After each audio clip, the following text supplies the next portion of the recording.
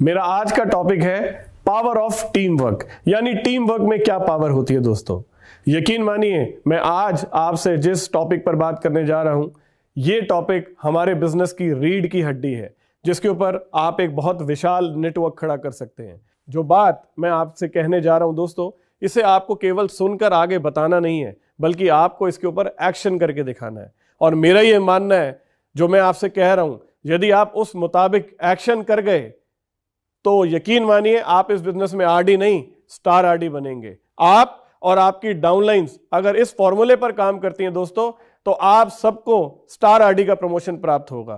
तो आज का जो टॉपिक है वो है पावर ऑफ टीम वर्क। क्या मतलब है टीम का? टीम एक ऐसे लोगों का समूह है जो मिलकर एक साथ एक ही लक्ष्य के लिए काम करते हैं, यानी कि सबका लक्ष्य एक ही होता है। अब सवाल यह है कि टीम की जरूरत क्यों है? क्योंकि दोस्तों हम में से हर किसी को ईश्वर ने अलग अलग क्वालिटी दी है। किसी में कोई क्वालिटी है तो किसी में कोई क्वालिटी है। कोई हो सकता है पढ़ने में बहुत तेज हो, तो हो सकता है कोई दौड़ने में बहुत तेज है, हो सकता है किसी के पास ताकत बहुत है। जब बहुत सारे क्वालिटी के लोग एक साथ मिलकर एक ही लक्ष्य के लिए काम करते हैं तो उसे हम टीम कहते हैं। यानी कि अलग अलग क्वालिटी जरूर हैं, लेकिन सबका लक्ष्य एक है। ऐसी टीम जिसमें बहुत सारे क्वालिटी के लोग एक साथ मिल जाएं और एक ही लक्ष्य के लिए काम करें, उसे हराना बहुत मुश्किल होता है दोस्तों। चलिए एक उदाहरण से समझते हैं। आपने आज से पहले टीम शब्द का इस्तेमाल कहाँ सुना है?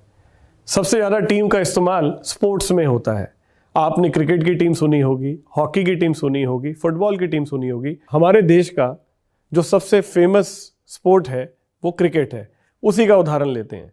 अगर आप गौर से क्रिकेट को देखें तो इसमें अलग अलग क्वालिटी के प्लेयर्स एक साथ मिलकर एक ही लक्ष्य के लिए खेलते हैं।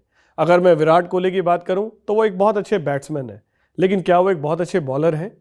अगर मैं जसप्रीत बुमराह की बात करूं तो वो एक बहुत वंडरफुल बॉलर हैं, लेकिन क्या वो विराट की तरह एक बहुत अच्छे बैट्समैन हैं?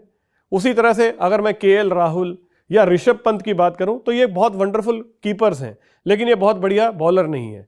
तो हर एक अलग अलग क्वालिटी का इंसान जब एक साथ मिलकर एक ही लक्ष्य के लिए काम करता है तो उसे हम टीम कहते हैं। अगर आप सब लोगों ने टीम वर्क में लगातार काम करना चालू कर दिया तो यकीन मानिए दोस्तों, 6-6 महीने में आप लोग इस बिजनेस में master, silver master, executive master, gold master, super master बन जाएंगे और आप सब लोग बहुत जल्दी कार बोनसेस अचीव करके अपनी अपनी गाड़ियों में घूम रहे होंगे। लेकिन सबसे पहले ये समझना इंपॉर्टेंट है, टीम का गहराई से क्या मतलब होता है। किसी भी टीम को सफलता तब मिलती है जब उसके पास 3 चीजें होती हैं। पहली योजना, दूसरा तालमेल और तीसरी टीम भावना। टीम भावना के बिना तो आप कभी जीत ही नहीं सकते दोस्तों, और योजना ना बने तो भी आपका जीतना मुश्किल है दोस्तों। मैं आपको एक उदाहरण से समझाता हूं। क्रिकेट का ही उदाहरण ले लेते हैं। आपने अक्सर लोगों को मैदान पर क्रिकेट खेलते हुए देखा होगा, लेकिन उसके पीछे एक बहुत बड़ी योजना, एक बहुत बड़ी प्लानिंग होती है। मैच शुरू होने से पहले आप प्रतिद्वंदी टीम को चेक करते हैं कि उसमें कौन कौन से प्लेयर्स खेल रहे हैं। अगर उनमें बैट्समैन की संख्या ज़्यादा है तो आपकी योजना उस हिसाब से बनती है। अगर वो एक एक्स्ट्रा बॉलर खिला रहे हैं तो आपकी योजना उस हिसाब से चेंज होती है। फिर आज पिच किस तरह बिहेव करेगी। अगर आप टॉस जीतते हैं, आपको पहले बैटिंग करनी चाहिए या पहले बॉलिंग करनी चाहिए। अगर बैटिंग पहले करते हैं तो पहले जोड़ी किसको भेजना है। उसके अलावा आपका टोटल टारगेट क्या होना चाहिए, और उसके साथ साथ आप जब टारगेट सेट कर दें तो उसको जीतने के लिए आपको किस प्रकार बॉलिंग अटैक को लगाना है, कब स्पिन इंट्रोड्यूस करनी है, कब पेस करना है। मैं ये बातें आपसे इसलिए कह रहा हूं क्योंकि हमारे देश में अधिकतर लोग क्रिकेट खेलते हैं और क्रिकेट को समझते हैं। इसलिए इस उदाहरण से आप ये समझ पाएंगे, यदि आप एक प्रोफेशनल क्रिकेट मैच जीतना चाहते हैं तो उसके पीछे बहुत बड़ी प्लानिंग यानी कि योजना की जरूरत होती है। बिना योजना के कोई मैच जीता नहीं जा सकता दोस्तों। अगली चीज होती है तालमेल, यानी कि जो खिलाड़ी खेल रहे हैं उनका आपस में तालमेल इतना वंडरफुल होना चाहिए।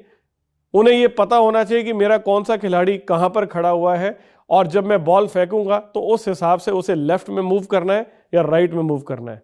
आपने अक्सर देखा होगा जब एक पेस बॉलर बॉलिंग करता है तो विकेट कीपर की मूवमेंट उस बॉलिंग के हिसाब से होती है। इसे हम तालमेल कहते हैं। अक्सर जब एक बॉलर बॉलिंग कर रहा होता है उस समय फील्डर राइट या लेफ्ट की तरफ मूव करता है, और ये उनके आपस का तालमेल होता है।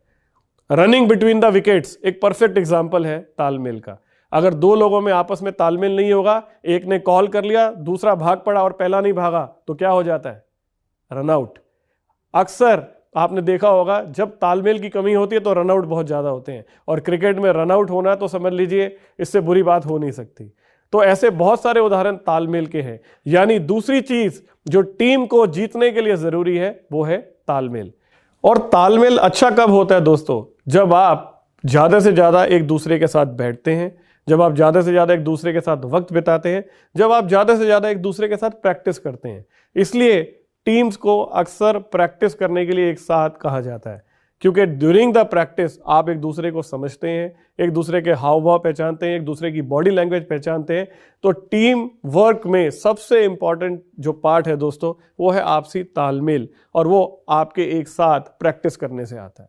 और तीसरी चीज है टीम भावना। टीम भावना तो टीम के प्राण है दोस्तों। आप लाख योजना बना लीजिए, आप लाख तालमेल बिठा लीजिए, लेकिन अगर किसी टीम में टीम की भावना ही नहीं है तो आप उस कभी जीत नहीं सकते दोस्तों। अगर कोई टीम ऐसी है जिसमें टीम का झंडा सबसे ऊपर नहीं है, अगर आपके मन में टीम को जिताने की भावना नहीं है, तो आप में जितना मर्जी टैलेंट हो वो बेकार है। सोच के देखिए, अगर इंडिया की टीम में इंडिया को जिताने का जुनून ना हो, अगर इंडिया की टीम में इंडिया के प्रति टीम भावना ना हो, तो क्या हम कभी जीत सकते हैं? तो दोस्तों सबसे महत्वपूर्ण है टीम भावना। तो टीम को जिताने के लिए ये तीनों ही चीजें बहुत ज्यादा जरूरी हैं। पहला योजना, दूसरा तालमेल, और तीसरा टीम भावना। जिनके पास ये तीनों चीजें होती हैं दोस्तों, उन्हें हराना बहुत मुश्किल होता है। मैं आपसे इतनी देर से टीम के ऊपर बात किए जा रहा हूं क्योंकि दोस्तों हमारा बिजनेस भी टीम वर्क का बिजनेस है। हमारे बिजनेस में भी टीम वर्क उतना ही जरूरी है जितना किसी स्पोर्ट्स में है। जिन भी नेटवर्क्स में टीम वर्क नहीं होता उनकी स्पीड ग्रोथ की बहुत स्लो होती है और वो कुछ समय के बाद जाकर रुक जाते हैं। लेकिन जिन भी नेटवर्क्स में टीम वर्क बहुत स्ट्रांग होता है, वो टीम आग की तरह ऊपर जाती है और उसमें लोग बहुत जल्दी जल्दी प्रमोशंस लेते हैं और वो खूब तरक्की करते हैं। तो मैं उम्मीद करता हूं कि आप सब लोग भी इस बिजनेस में खूब तरक्की करना चाहते हैं। तो डायरेक्ट सेलिंग बिजनेस में टीम वर्क किस प्रकार बनाया जाता है और ये किस प्रकार आपकी मदद करता है, आइए अब उसकी बात करते हैं। दोस्तों मैंने आपसे कहा था टीम एक ऐसे लोगों का समूह होता है जो मिलकर एक साथ एक ही लक्ष्य के लिए काम कर रहे होते हैं। हमारे बिजनेस में भी अगर टीम काम करेगी तो किस लक्ष्य के लिए? किसका promotion? PD, ED, SD, RD, DD या जीडीडी? सबसे महत्वपूर्ण है टीम का प्रमोशन, क्योंकि अगर बड़ा प्रमोशन लक्ष्य है तो छोटे प्रमोशन अपने आप लक्ष्य बन जाते हैं दोस्तों। उदाहरण के लिए मान लीजिए सुरेश कुमार जी एक अपलाइन है और उनका लेवल ईडी है। सुरेश कुमार जी की टीम में कुल 14 लोग काम करते हैं। अब उनका अगला लक्ष्य क्या है? एसडी। अब ये जो 14 लोगों की टीम है, इनका एक ही लक्ष्य होना चाहिए कि हम सबको मिलकर एक साथ सुरेश जी को ईडी से एसडी का प्रमोशन दिलाना है। मैं सुरेश जी को एसडी का प्रमोशन की बात क्यों कर रहा हूं दोस्तों? क्योंकि जब सुरेश जी एसडी प्रमोशन लेंगे तो उनकी टीम में बहुत सारे लोग होंगे जिन्हें ईडी का प्रमोशन मिलेगा, और जब लोग ईडी बनेंगे तो उनके नीचे बहुत सारे लोग पीडी बनेंगे।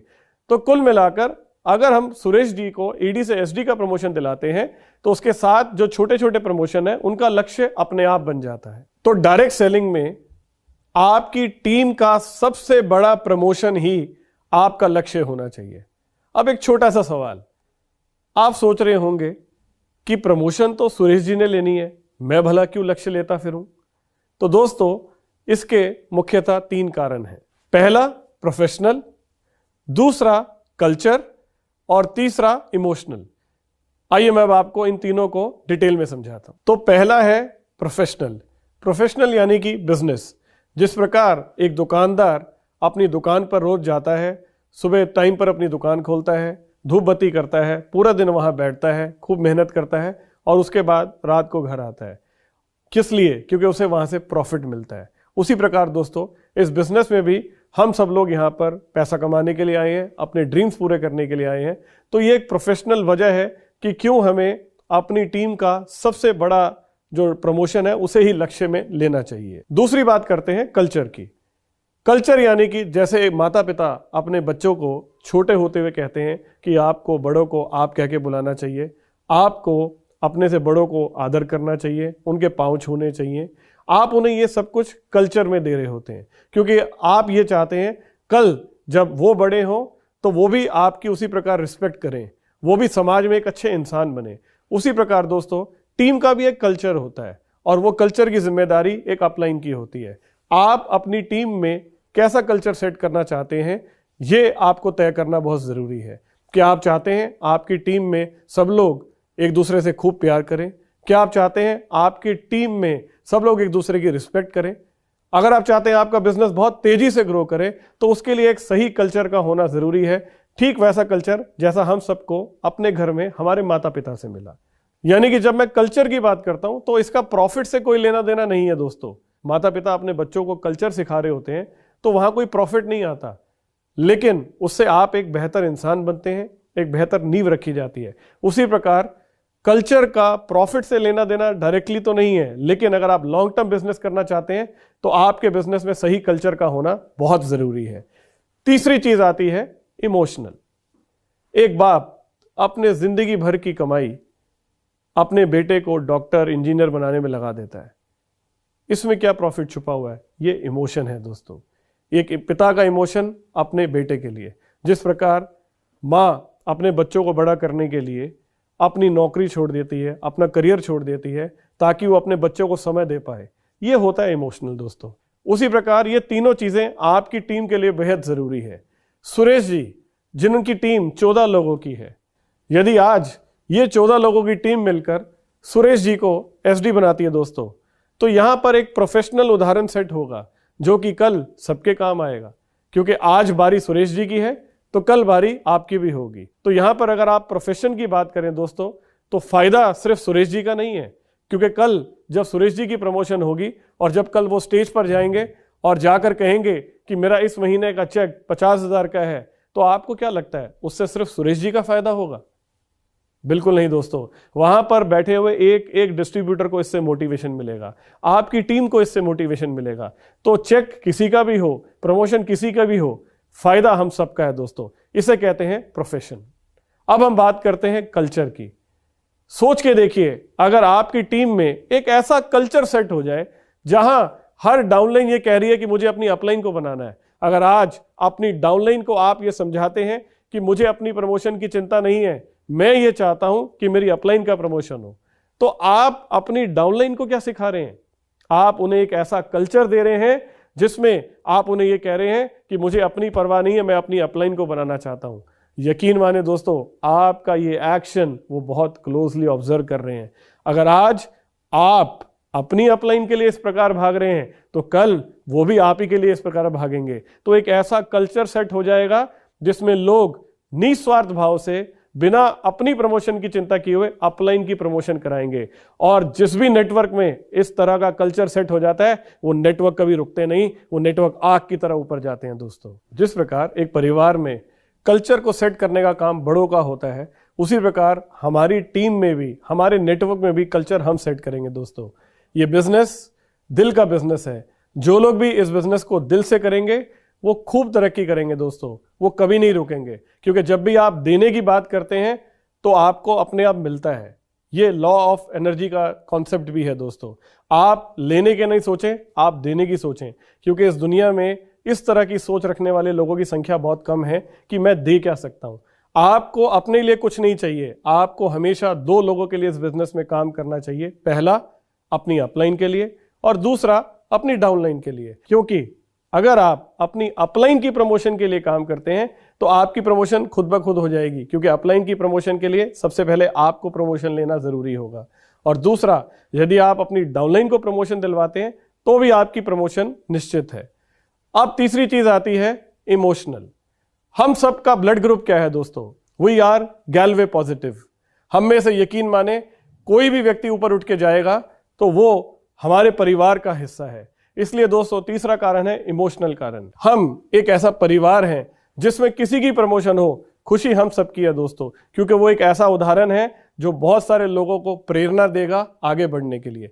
जिस प्रकार माउंट एवरेस्ट पे सालों तक कोई नहीं चढ़ पाया, लेकिन एक इंसान एडमंड हिलरी के चढ़ने के बाद एक उदाहरण बन गया और उसके बाद आज पता नहीं कितने लोग उस पर चढ़ चुके हैं। उसी प्रकार यदि एक भी उदाहरण खड़ा होता है दोस्तों, तो वो हम सब लोगों को प्रेरणा देता है।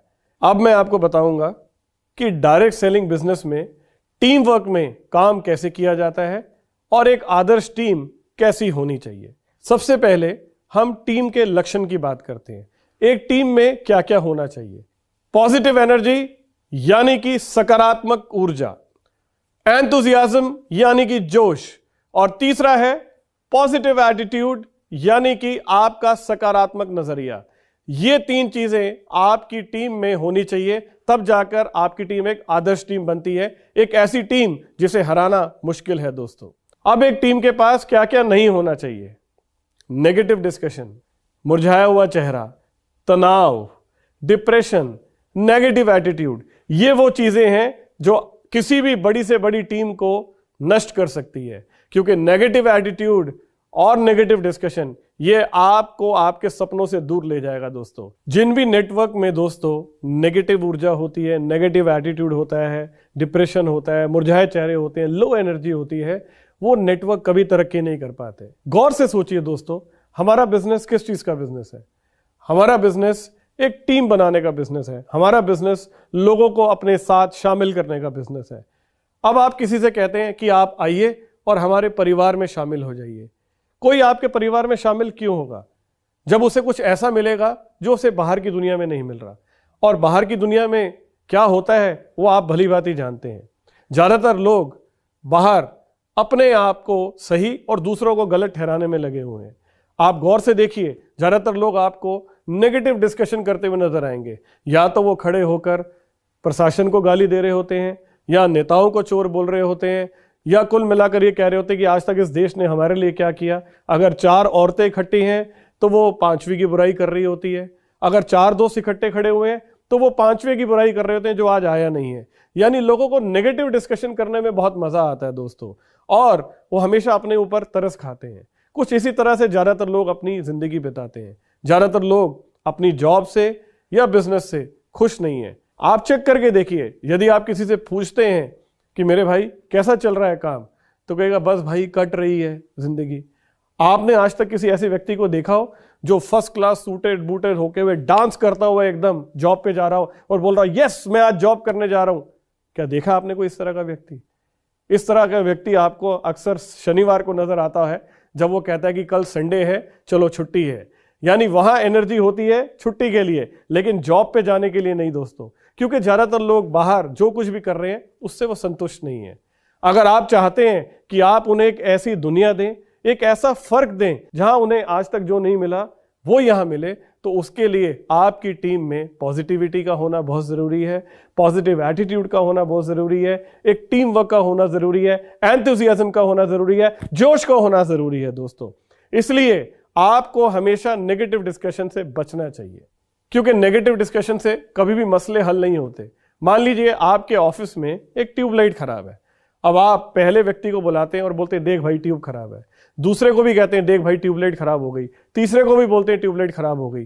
क्या ये बात फैलाने से ट्यूबलाइट ठीक हो जाएगी? ट्यूबलाइट तो तब ठीक होगी जब आप इसकी शिकायत सही जगह पर करेंगे। और सही जगह क्या है? शोरूम इंचार्ज या वीसी। जब आप उनके पास जाकर बोलेंगे कि हमें इसको ठीक करा देना चाहिए, आप मुझे बताएं अगर मैं कुछ कर सकता हूं तो। दोस्तों इसे बोलते हैं समस्या का हल ढूंढना। आपको समस्या फैलाऊ केंद्र नहीं बनना। अधिकतर लोग बाहर की दुनिया में समस्याओं को फैलाने में बिजी हैं। बहुत कम लोग हैं जो समस्याओं को हल करने की बात करते हैं। अगर आपको जीवन में आगे बढ़ना है तो आपको हमेशा ऐसा एटीट्यूड रखना चाहिए जहां आप प्रॉब्लम के साथ उसका हल लेकर आए। क्योंकि एक बात हमेशा ध्यान रखें, यदि आप समाधान का हिस्सा नहीं हैं तो आप ही समस्या हैं। इस बात को हमेशा ध्यान रखिएगा दोस्तों। मैं आपको एक उदाहरण देता हूं। एक पेंटर था, बहुत ही वंडरफुल पेंटर। उसने अपनी लाइफ की सबसे बढ़िया पेंटिंग तैयार की और उसे शहर के बीचों बीच ले जाकर एक जगह पर टांग दिया और उसके नीचे लिख दिया कि यदि आपको इस पेंटिंग में कोई भी कमी नजर आए तो निशान लगा देना। अगले दिन सुबह जब वो पेंटिंग लेने गया तो बेचारा बड़ा दुखी हुआ, क्योंकि पेंटिंग पर निशान ही निशान, निशान ही निशान, निशान ही निशान लगे हुए थे। वो दुखी मन से अपने गुरु के पास गया और उसने सारी बात बताई। तो गुरु ने कहा तुम मूर्ख हो, एक काम करो, फिर से ऐसी पेंटिंग तैयार करो और वहीं लेके चलो। गुरुजी साथ गए और उन्होंने उस पेंटिंग के नीचे लिख दिया कि यदि आपको इस पेंटिंग के अंदर कोई भी कमी नजर आए तो उसे ठीक कर देना। यकीन माने दोस्तों, अगले दिन जब वो उस पेंटिंग को लेने गया तो उस पर एक भी निशान नहीं था, क्योंकि इस दुनिया में सबसे आसान काम है किसी में कमी निकालना, और इस दुनिया में सबसे मुश्किल काम है अपने में कमी ढूंढना या किसी की कमी को ठीक करना। अगर आप किसी से भी कहेंगे कमी निकालने के लिए तो उसके लिए कोई पीएचडी करने की जरूरत नहीं है, लेकिन आपको हमेशा वो नजरिया रखना चाहिए कि जहां आप प्रॉब्लम के साथ उसका सॉल्यूशन भी दे सकें। बाहर की दुनिया में दोस्तों ये चीजें बहुत हैं, तनाव बहुत है, परेशानी बहुत है, लोग आपस में एक दूसरे से परेशान हैं, ये सब चीजें चलती हैं। लेकिन अब सोचिए अगर आपका वो दोस्त एक ऐसे मोहल्ले में आ जाए जहां लोग बहुत एनर्जी में हैं, जोश में हैं, पॉजिटिविटी से भरे हुए हैं, वो इस दुनिया को देखकर वाकई में हैरान हो जाएगा, क्या ऐसे भी लोग होते हैं। क्योंकि जब आपका एटीट्यूड पॉजिटिव होता है तो आपको कोई चीज गलत नजर ही नहीं आ रही होती। लेकिन यकीन माने इस बात को कहना और सुनना बहुत आसान है, इसे प्रैक्टिस करना मुश्किल है। रोज जब आपके सामने चुनौतियां आएंगी, अगर आप गौर करें तो मैंने यहां परेशानी नहीं कहा, मैंने चुनौती कहा है, क्योंकि आपकी सोच ये तय करती है कि आप चीजों को देखते कैसे हैं। मान लीजिए एक सिचुएशन है, इसे देखने के दो नजरिए हैं। एक सिचुएशन को अगर आप परेशानी के रूप में देखते हैं तो ये नेगेटिव एटीट्यूड है, और उसी सिचुएशन को अगर आप चैलेंज के रूप में देखते हैं तो एक पॉजिटिव एटीट्यूड है। सचिन तेंदुलकर को दुनिया का सबसे बेस्ट बैट्समैन बनना था, ये उसके लिए परेशानी थी या चुनौती? गांधी जी को देश आजाद कराना था, ये उनके लिए परेशानी थी या चुनौती थी? आपको इस बिजनेस में ग्लोबल डायमंड डिस्ट्रीब्यूटर बनना है, आपको इस बिजनेस में खूब तरक्की करनी है, अपने सपने पूरे करने हैं, इसके आगे कुछ भी हो, अब वो परेशानी है या चुनौती है, ये चुनाव आपका है दोस्तों। आपको ये चुनाव करना होगा कि इस बिजनेस में आपका नजरिया कैसा है, क्योंकि जिनके पॉजिटिव एटीट्यूड होते हैं दोस्तों, उनके लिए जीवन में कोई भी टास्क मुश्किल नहीं होता, उनके लिए कुछ भी असंभव नहीं होता। तो आपको इस बिजनेस में जो एटीट्यूड रखना चाहिए वो पॉजिटिव एटीट्यूड रखना चाहिए। यकीन माने अगर एक परिवार में भी सब लोग साथ रहते हैं तो उनमें भी बहुत सारे चैलेंजेस आते हैं। अगर बहुत सारे बर्तन एक साथ होंगे तो खड़केंगे जरूर, लेकिन ये आपका नजरिया है जो चुनाव करेगा कि आप चीजों को संभालते कैसे हैं, आप चीजों को देखते कैसे हैं। हम कैसा एनवायरनमेंट ग्लेज में देना चाहते हैं दोस्तों? ऐसा एनवायरनमेंट कि अगर कोई भी व्यक्ति बाहर से आए तो उसका दिल करे कि वो हमारे परिवार का हिस्सा बन जाए। और उसके लिए सबसे महत्वपूर्ण है आपको अपने एटीट्यूड को पॉजिटिव रखना होगा, आपका नजरिया सकारात्मक होना चाहिए। इस दुनिया में जब भी कोई घटना घटती है, चाहे वो छोटी हो या फिर बड़ी हो, उसके साथ दो चीजें साथ घटित होती हैं, एक पॉजिटिव और दूसरा नेगेटिव। अगर आप गौर से देखें, दुनिया में किसी भी शब्द की व्याख्या ही नहीं की जा सकती जिसका ऑपोजिट शब्द ना हो दोस्तों। जब आपने नेगेटिव देखा हो तो ही आप पॉजिटिव को डिफाइन कर सकते हैं। जब भी आप सुंदर को डिफाइन करते हैं तो आपने कुरूप देखा होता है, तभी आप सुंदर को परिभाषित कर पाते हैं। जब आपने फेल देखा होता है तो ही आप पास को डिफाइन कर पाते हैं। जब आपने रात देखी होती है तभी आप दिन को डिफाइन कर पाते हैं। तो हमेशा याद रखिए दोस्तों, जब भी कोई घटना घटेगी उसके साथ दो चीजें हमेशा साथ घटेंगी, पहला नेगेटिव और दूसरा पॉजिटिव। सवाल यह है कि आप चुनते क्या है। मैं आपको उदाहरण देता हूं। मान लीजिए ये ग्लास है, इस ग्लास में आधा ग्लास पानी है। अब ये एक घटना है, लेकिन इसके साथ दो चीजें जुड़ी हुई हैं। अगर आप गौर से देखें तो इसे देखने के दो नजरिए हैं। जो लोग नेगेटिव हैं वो कहेंगे ये तो आधा खाली है, मैं इसका क्या करूंगा। लेकिन जो लोग पॉजिटिव है वो बोलेंगे अरे वाह, इसमें तो आधा गिलास पानी भरा हुआ है जिसे पीकर मैं अभी भी अपनी प्यास बुझा सकता हूं। यानी कि दोस्तों, हर घटना के साथ दो चीजें जुड़ी हुई हैं, पॉजिटिव और नेगेटिव।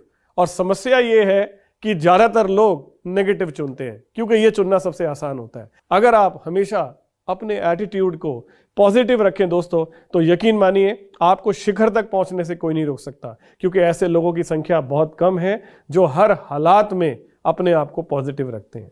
मैं आपको एक और स्टोरी से समझाता हूं। एक बाप था, उसके दो बेटे थे। एक का नाम था पॉजिटिव सिंह और एक का नाम था नेगेटिव सिंह। पॉजिटिव सिंह हद से ज्यादा पॉजिटिव था और नेगेटिव सिंह हद से ज्यादा नेगेटिव था। तो उसके बाप ने एक हल सोचा। उन्होंने क्या किया, जो पॉजिटिव सिंह था उसे एक घोड़े के अस्तबल में बंद कर दिया और जो नेगेटिव सिंह था उसे एक ऐसे रूम में बंद किया जिसमें दुनिया के सारे ऐशो आराम मौजूद थे, और वो जाकर सो गया। 2 दिन के बाद वो गया और उसने सबसे पहले जाकर दरवाजा खोला नेगेटिव सिंह का। उसने देखा वो एक कोने पर खड़ा हुआ, बड़ा मायूस सा, बहुत परेशान सा। उसने पूछा, बेटा जी क्या हुआ, तुम इतने परेशान क्यों? कहता, क्या पापा आपने मेरे को कहाँ बंद कर दिया? उन्हें, क्या हुआ बेटा, आपके लिए इतना अच्छा बिस्तर लगाया हुआ था, आपके लिए इतना अच्छा पलंग बिछाया हुआ था, इतना नरम और मुलायम गद्दा बिछा हुआ था, आप आराम से सो जाते। कहता, कमाल कर रहे हो पापा, अगर मैं इस बेड पे लेटता और इसका पाया टूट जाता और मैं गिर जाता और मेरी हड्डी टूट जाती तो उसके पिताजी ने कहा, कोई बात नहीं बेटा, अगर ऐसी बात थी तो टीवी चला लेते, यहाँ पर आपके लिए दुनिया भर की मूवीज रखी हुई थी। तो उसने बोला, कमाल करते हो पापा, टीवी ऑन करते हुए अगर करंट लग जाता और मैं मर जाता तो उन्होंने कहा, बेटा कोई बात नहीं, अगर कुछ नहीं कर पा रहे थे तो यहाँ खाने के लिए बहुत कुछ मौजूद था, क्या तुमने कुछ खाया? कह रहा, पापा कमाल कर रहे हो, आपने जिस हलवाई से ये सामान मंगवाया था, अगर बनाते वक्त उसके अंदर छिपकली गिर गई होती और उससे जहर फैल गया होता और वो मैं खाता और मैं मर जाता तो उसके बाप ने कहा, बेटा तेरा कुछ नहीं हो सकता, और वो वहां से चला गया। अब वो गया पॉजिटिव सिंह के पास। उसने घोड़े के अस्तबल का दरवाजा खोला और देखा तो दूर दूर तक उसे उसका बेटा नजर नहीं आया। उसने आवाज मारी, बेटा जी कहाँ हो?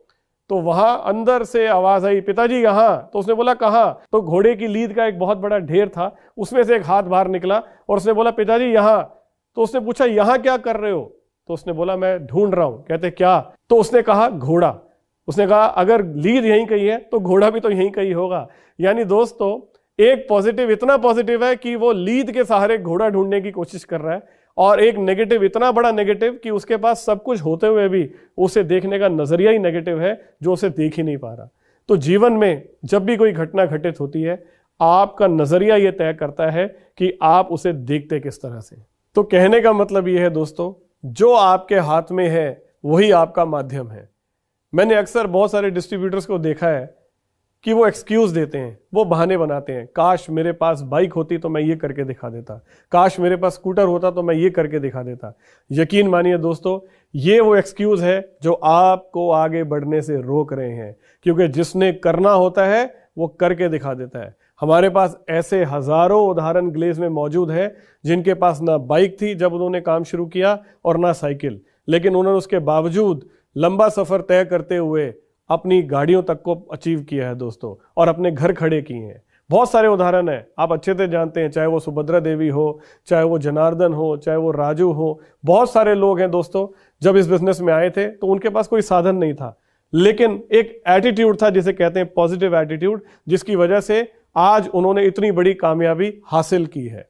तो जो आपके पास है आपको उसी को मल्टीप्लाई करना है। यदि आपके पास साइकिल है तो आपको ये देखना है मुझे साइकिल से कार तक कैसे पहुंचना है। अगर आपके पास बाइक है तो आपको देखना है मुझे बाइक से कार तक कैसे पहुंचना है, क्योंकि जिसके पास जो है वही उसकी ताकत है। अगर आप अपना ध्यान उस पर लगाएंगे जो आपके पास है तो आप पॉजिटिव महसूस करेंगे, और अगर आप अपना ध्यान उस पर लगाएंगे जो आपके पास नहीं है तो आप हमेशा नेगेटिव महसूस करेंगे।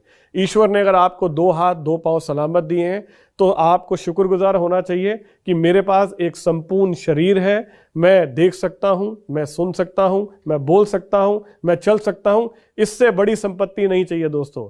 जितने भी लोग आज इस दुनिया में कामयाब हुए हैं उनमें से 80% वो लोग हैं जो बिल्कुल जीरो से उठकर ऊपर तक पहुंचे हैं। तो अगर ये लोग कर सकते हैं तो मैं और आप भी कर सकते हैं। फर्क सिर्फ ये है कि जब भी चुनौती आए तो अपने एटीट्यूड को आपको हमेशा पॉजिटिव रखना चाहिए। आपको खुद भी हमेशा पॉजिटिव एनर्जी में रहना चाहिए और अपने आसपास अपनी टीम में भी सारे लोगों को पॉजिटिव एनर्जी में रखना चाहिए, पॉजिटिव एटीट्यूड के साथ रखना चाहिए। यकीन माने जीवन में जब भी कोई भी नेगेटिव ख्याल आपके मन में आए तो उसे हटा दीजिए दोस्तों, उस पन्ने को ही फाड़ कर फेंक दीजिए, क्योंकि ईश्वर अल्लाह जिस भी रूप में आप उसे मानते हैं वो कभी आपके साथ बुरा नहीं कर सकता। एक और बहुत ब्यूटीफुल स्टोरी मैं आपको सुनाता हूं। एक बार अकबर और उनके साथी बीरबल दोनों शिकार पर गए हुए थे। शिकार के दौरान राजा अकबर की उंगली कट गई। जब उन्होंने अपनी कटी हुई उंगली बीरबल को दिखाई तो बीरबल ने उस उंगली को देखते हुए कहा, महाराज जो हुआ अच्छा हुआ। इस पर अकबर बहुत क्रोधित हुए कि मेरी उंगली कट गई और तुम कह रहे हो अच्छा हुआ। उन्हें बहुत गुस्सा आया और उन्होंने अपने सिपाहियों को कहा कि इसे ले जाओ और ले जाकर जेल में बंद कर दो। वो घने जंगलों में आगे चले गए और वहां उन्हें जंगल के जो कबीले के लोग थे उन्होंने पकड़ लिया और पेड़ के साथ बांध दिया। और जब वो उनकी बलि देने वाले थे राजा अकबर की, तो जो व्यक्ति बलि देने वाला था उसने देखा कि इनकी उंगली कटी हुई है, तो उसने कहा कि इनका तो शरीर खंडित है, हम इनकी बलि नहीं दे सकते। उन्होंने राजा अकबर को छोड़ दिया। राजा अकबर सीधा पहुंचे बीरबल के पास और वहां जाकर उन्हें सारी बात बताई। सारी बात सुनने के बाद बीरबल फिर बोला, महाराज जो हुआ अच्छा हुआ। अब राजा अकबर ने बीरबल से कहा, मान लेता हूं जो हुआ अच्छा हुआ, लेकिन ये मेरे लिए तो अच्छा हुआ, मैंने तुम्हें जेल में डाल दिया, ये कैसा हुआ? उसने कहा, महाराज ये भी बहुत अच्छा हुआ, क्योंकि अगर आप मुझे जेल में नहीं डालते तो वहां पर आपकी जगह बलि किसकी दी जाती? तो जो होता है अच्छे के लिए होता है। आप हमेशा इस बात पर भरोसा रखें कि ऊपर वाला हमेशा हमें सपोर्ट कर रहा है। आपको हमेशा हर हालात में पॉजिटिव रहना चाहिए, तभी आप इस दुनिया को जीत पाएंगे, तभी आप ये सपने पूरे कर पाएंगे। दोस्तों, ये मुश्किल जरूर है, लेकिन ये प्रैक्टिस से आ सकता है। इसलिए आज मैं ये सेशन आपके साथ कंडक्ट कर रहा हूं, क्योंकि आप इस सेशन को बार बार देखें, लगातार देखें। जब भी जीवन में आपको लगे कि आप डाउन हैं, आप परेशान हैं, तो एक बात हमेशा ध्यान रखें, when you are down go to your upline. यानी जब भी आप परेशान हो, जब भी आप उदास हो, जब आप डिप्रेशन में हो या जब आप डाउन महसूस कर रहे हो, तो हमेशा अपनी अपलाइन से मिलें। अपलाइन के पास पॉजिटिव ऊर्जा होती है, अपलाइन आपको मोटिवेट कर सकती है। जब भी आपका मोबाइल फोन डिस्चार्ज हो जाता है तो आप क्या करते हैं? निश्चित रूप से आप उसे चार्जिंग पे लगाते हैं। उसी प्रकार हम सब लोगों को भी जीवन में चार्जिंग की जरूरत पड़ती है, और यहाँ चार्जिंग आती है आपकी टीम से, यहाँ आपको चार्जिंग आती है आपकी अपलाइन से। एक ऐसी जगह जहां आप लोग रोज इकट्ठे हों, जहां रोज शाम को सब लोग एक साथ मिलकर बैठें, डिस्कस करें, प्लान करें, हंसी मजाक करें, वो जगह पावर हाउस है। दोस्तों, अगर आपके नेटवर्क में पावर हाउस नहीं है तो आप इस बिजनेस में बहुत स्लो चलेंगे, और अगर आपके नेटवर्क में पावर हाउस का कल्चर है तो पावर हाउस वो जगह है जहां आपके जितने भी गेस्ट हैं जो उन्होंने अभी फैसला नहीं लिया है, आप उन्हें वहां भी लेकर आए। वो जब वहां आएगा, जब वो ऐसे लोगों से मिलेगा जिनमें इतनी ऊर्जा है, जिनमें इतनी पॉजिटिविटी है दोस्तों, तो उसका मन करेगा उसका हिस्सा बनने का, और वहां से आपका सेल ग्राफ, आपका नेटवर्क बहुत तेजी से ग्रो करेगा। तो मेरी आप सबको सलाह ये है कि आप पावर हाउस जरूर क्रिएट करें। दोस्तों, अगर आप इस बिजनेस में लंबा फ्यूचर देखते हैं, अगर आप इस बिजनेस को बहुत लंबे समय के लिए करना चाहते हैं, तो हमेशा पावर हाउस के कल्चर को जिंदा रखिए, क्योंकि जहां भी पावर हाउस जिंदा रहेंगे वहां आपके ड्रीम जिंदा रहेंगे। जहां भी नेगेटिव डिस्कशन जिंदा रहेगा वहां आपके सपने मर जाएंगे। दोस्तों, तो आपको हर हालात में नेगेटिव डिस्कशन से बचना है और हमेशा पॉजिटिविटी में रहना है। इसके साथ साथ एक बात आपको और जरूर ध्यान रखनी है, जो अक्सर कुछ अपलाइंस गलती करती हैं, जब वो इस बिजनेस में ईडी या एसडी या आरडी लेवल पर पहुंच जाते हैं तो उन्हें लगता है मेरे नीचे बहुत बड़ी लोगों की टीम है और मैं उनका बॉस हो गया हूं। ये कल्चर की बात है दोस्तों, यहां पर कोई बॉस नहीं है। अगर बात बॉस की होती, अगर बात सीनियर जूनियर की होती, तो हमें अलग से अपलाइन या डाउनलाइन शब्द को रखने की जरूरत नहीं थी। अगर इस बिजनेस में हम अपलाइन और डाउनलाइन कहते हैं तो इसका मतलब यह है कि हम एक टीम की बात करते हैं, जहां कोई बड़ा नहीं है, कोई छोटा नहीं है। यह जरूर है कि अपलाइन का आदर होना चाहिए, लेकिन अपलाइन बॉस नहीं हो सकती। अपलाइन एक लीडर है जो डाउनलाइन को कहे आओ हम मिलकर करते हैं। अपलाइन एक लीडर है जो अपनी डाउनलाइन के साथ मिलकर उनकी प्रमोशन में सहयोग करे। बॉस तो कहता है जाओ और करो, और अपलाइन कहती है आओ हम मिलकर करते हैं। तो आपको इस चीज से भी बचना है, क्योंकि आप अपने सपनों से बहुत प्यार करते हैं। आपको इन छोटी चीजों के बीच में फंसना नहीं है। दोस्तों, आप टीम वर्क में काम करें, एक ऐसी टीम बनाएं जैसी कि हमारी क्रिकेट टीम है, जहां चाहे धोनी हो, चाहे विराट कोहली हो, चाहे शिखर धवन हो, सब लोग एक साथ हंसते खेलते हैं, एक ही टेबल पर बैठकर खाना खाते हैं, एक साथ एंजॉय करते हैं। एक ऐसी टीम जिसका लक्ष्य होता है मिलकर वर्ल्ड कप जीतना, जिसका लक्ष्य होता है हमें हर हालात में जीतना है। अगर आप भी इसी भावना से काम करते हैं तो जीवन में आप रुकेंगे नहीं और आपको कोई हरा नहीं सकता।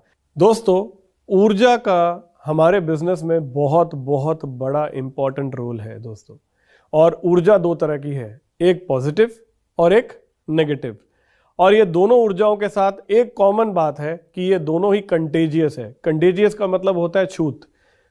आप महसूस करें जब आप कभी किसी हॉस्पिटल में गए हो जहां आसपास सारे लोग बीमार हैं, आप देख रहे हैं कोई आदमी दर्द में है, कोई परेशान है, कोई रो रहा है, अगर आप उन सब के बीच में थोड़ी देर रह जाएं तो आपको लगेगा शायद मेरी खुद की भी तबीयत खराब हो रही है। आप खुद बड़ा डाउन फील करना शुरू कर देंगे।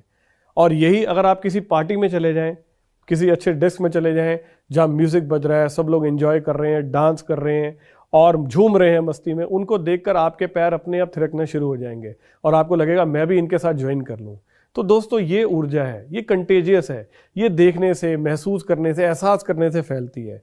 आप जब इस बिजनेस को कर रहे हैं तो आपको हमेशा अपने एनर्जी लेवल्स को बहुत हाई रखना चाहिए, क्योंकि बाहर की दुनिया में ज्यादातर लोग जो भी कर रहे हैं वो उससे खुश नहीं है, वो उसी ऊर्जा का शिकार है जिसे हम नेगेटिव ऊर्जा कहते हैं। दोस्तों जब वो व्यक्ति आपके पास आए, आपके ऑफिस में आए, सब लोग उसे इतना चार्ज होकर मिले, इतने पॉजिटिव तरीके से मिले, मानो उसे लगे कि ये दुनिया ही अलग है। क्योंकि ऐसा तो आपने वहीं देखा है जहां किसी पार्टी में हो या सारे लोग बहुत खुश हो। तो दोस्तों आपका पॉजिटिव ऊर्जा में होना बहुत बहुत जरूरी है और ये तय करेगा आपका पॉजिटिव एटीट्यूड। जब हर हालात में आपको ये महसूस होगा कि मेरे लिए जो हो रहा है अच्छा हो रहा है, तो आप हमेशा चार्ज अप रहेंगे, हमेशा एनर्जी में रहेंगे। आपने देखा है कभी आप किसी एक बहुत एनर्जेटिक आदमी से हाथ मिलाएं तो उसके हाथ मिलाने से आपकी बॉडी में करंट आ जाता है, आप बड़े चार्ज अप हो जाते हैं। और कुछ लोग ऐसे होते हैं जिनके साथ हाथ मिलाएं तो आपको लगता है मैं खुद ही बीमार हो गया। तो आप सोचिए आप कैसा बनना चाहते हैं, वो व्यक्ति जिसको देखकर, जिससे हाथ मिलाकर लोग मायूस हो जाएं, या वो व्यक्ति जिससे हाथ मिलाकर लोग एनर्जी में आ जाएं, चार्ज अप हो जाएं। हमें अपने आसपास ऐसा एटमॉस्फेयर क्रिएट करना चाहिए और वो तब आएगा जब आपका पॉजिटिव एटीट्यूड होगा और जब आपकी एनर्जी बहुत पॉजिटिव होगी। इसके साथ साथ हमें कुछ चीजों से बचना बहुत जरूरी है। मान लीजिए मेरी डाउनलाइन में एक मिस्टर आशीष हैं और आशीष की डाउनलाइन में एक मिस्टर नवीन है। अब नवीन आशीष को छोड़कर मेरे पास आता है और बोलता है अरे वाह सर, आप तो कमाल की बात करते हैं, आप तो गजब बात करते हैं, आप तो स्टार हैं सर। पर आशीष कभी इतनी अच्छी बात नहीं कर पाते सर। तो ऐसे में अगर आप बोलते हैं अच्छा क्या बात है और आप खुश हो जाते हैं, तो आप एक गलत मैसेज को नीचे जन्म दे रहे हैं। दोस्तों यकीन माने, अगर वो आपको ऐसा कह रहा है तो आप उन्हें बोले ऐसा नहीं है मेरे भाई, अभी वो सीख रहा है, जिस दिन वो ट्रेंड हो जाएगा वो मेरे से भी अच्छी बात करेगा, क्योंकि आप यही कल्चर आगे बिजनेस में देना चाहते हैं। यस, तो आपको हमेशा इस बात का ध्यान रखना है कि कोई आदमी अगर आपकी तारीफ कर रहा है और वो आपकी डाउनलाइन को छोड़कर आपके पास आ रहा है, तो आपको इस बैलेंस को रखना बहुत जरूरी है। इसके साथ साथ कभी भी किसी भी प्रकार के नेगेटिव डिस्कशन में इन्वॉल्व मत होइए। आपको आपके सपनों से दूर ले जाएगा ये नेगेटिव डिस्कशन। ये एक जहर है दोस्तों। जिस प्रकार अगर एक गिलास पानी में अगर आप एक बूंद भी काले रंग की डाल दें तो क्या होगा? क्या उस गिलास में पड़े हुए पानी का रंग बदल जाएगा? उसी प्रकार अगर आप पॉजिटिव एनर्जी से भरे हुए हैं और उसमें कतई 1% भी नेगेटिव डिस्कशन आपने कर लिया तो आप नेगेटिव हो जाएंगे दोस्तों। और नेगेटिविटी पॉजिटिविटी से 33.33% ज्यादा तेज ट्रैवल करती है। तो मैं आपसे ये सलाह दूंगा कि अगर आप अपने सपनों से प्यार करते हैं तो हमेशा नेगेटिव डिस्कशन से दूर रहें, हमेशा शिकायतों से दूर रहें। शिकायत जरूर करें लेकिन हमेशा अपलाइन के पास और सही जगह पर। आपको चुनाव करना है, आपको किससे ज्यादा प्यार है, अपने गुस्से से या अपने ड्रीम से। अगर आपका जवाब है ड्रीम, अगर आपका जवाब है सपने, तो ये छोटी छोटी बातों को एक तरफ रखिए और अपना फोकस, अपना ध्यान हमेशा अपनी टीम पर और पॉजिटिविटी में रखें। क्योंकि ढूंढने निकलेंगे तो आपको पॉजिटिव भी मिल जाएगा और ढूंढने निकलेंगे तो आपको नेगेटिव भी मिल जाएगा। सवाल यह है आप चाहते क्या हैं। अगर आप जीवन में सफलता चाहते हैं, अगर आप चाहते हैं आपकी टीम बहुत तेजी से ग्रो करें, अगर आप चाहते हैं आपके सारे सपने पूरे हों, तो हमेशा अपना फोकस पॉजिटिविटी पे रखें। लोग आपको बहुत सारी बातें बोलेंगे। जो लोग फेल होते हैं वो हमेशा वजहें दूसरों में ढूंढते हैं। जैसे एक ही क्लास में 40 बच्चे होते हैं, एक फर्स्ट आता है, कुछ लोग 90% नंबर लाते हैं, कुछ लोग 80% लाते हैं, कुछ लोग 60% लाते हैं और 4 फेल भी हो जाते हैं।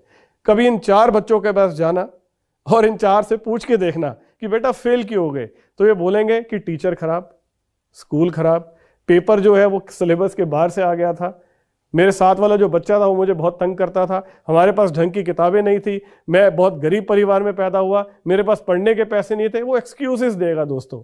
लेकिन उसी क्लास में जो बच्चा फर्स्ट आता है, जब आप उससे पूछेंगे तो उसके पास आंसर होगा, उसके पास जवाब होगा, क्योंकि जीतने वाले के पास हमेशा जवाब होता है और हारने वाले के पास हमेशा बहाने होते हैं। तो जीवन में आपका चुनाव है कि आप क्या चुनते हैं। अगर आप बहानों को चुनेंगे तो आपको सफलता नहीं मिल सकती, और अगर आप सफलता का चुनाव करते हैं तो आपको बहानों को छोड़ना पड़ेगा। दोस्तों, मैं आपसे यही कहूंगा, ना यहां पर मैं हूं ना यहां पर तुम हैं, यहां सबसे जरूरी हम हैं। आप हम का कॉन्सेप्ट लेकर काम करें, टीम वर्क में काम करें और एक ऐसी टीम बनाएं जो पूरी पॉजिटिव ऊर्जा से भरी हो, जिसका कोई मुकाबला ना हो। अगर आप और आपकी टीम हमेशा पॉजिटिव सोचते हैं, पॉजिटिव एनर्जी में रहते हैं, तो यकीन माने आपको इस बिजनेस में सफल होने से दुनिया की कोई ताकत नहीं रोक सकती।